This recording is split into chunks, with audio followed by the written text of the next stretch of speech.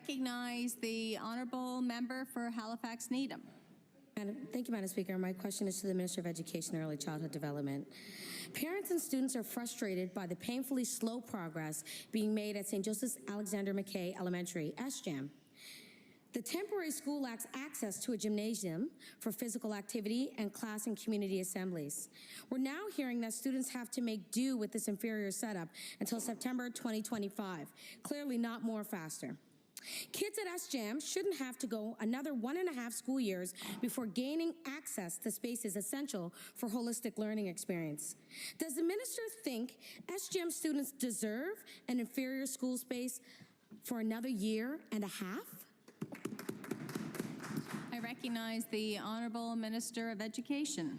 Thank you, Madam Speaker, and thank you to the member opposite for the question. So absolutely, our SJAM school community deserves to have excellent learning spaces that support their educational experience, and that, Madam Speaker, is why work is underway to build a new school for that school community.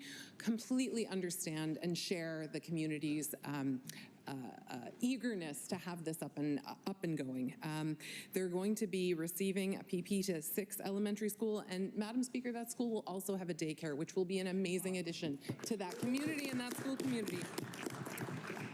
So, Madam Speaker, I can say that we're very happy that progress is being made on that project, and I'll look forward to sharing more in a few moments. I recognize the honourable member for Halifax Needham. Thank you, Madam Speaker.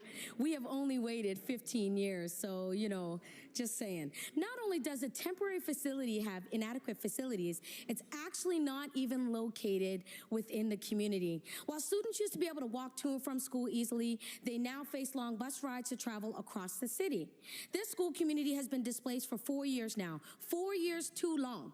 Parents are choosing to keep kids at daycare instead of busing them to preschool. Brings me back to Africville. And after many delays, the new school isn't scheduled to open until at least 2025 school year, if we're lucky. So historically, SJAM has been the school that's been last on the list for repairs and now for development. My question is, why is SJAM not a priority for this government? I recognize the Honourable Minister for Education. Madam Speaker, thank you to the member opposite for the question. I can assure the member opposite and the SJAM community that they absolutely are a priority for this government. Madam Speaker, I spoke with the staff team at SJAM to talk to them about their experiences, and that is a passionate and dedicated staff team. We talked about the concerns that they have with that transportation, and I completely understand that while we're waiting for that new school to be built, it is a challenge to have that transportation in place.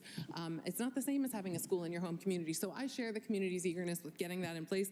I'm happy to say, Madam Speaker, that passionate staff team is absolutely doing a great job in managing through that and working through that to support students.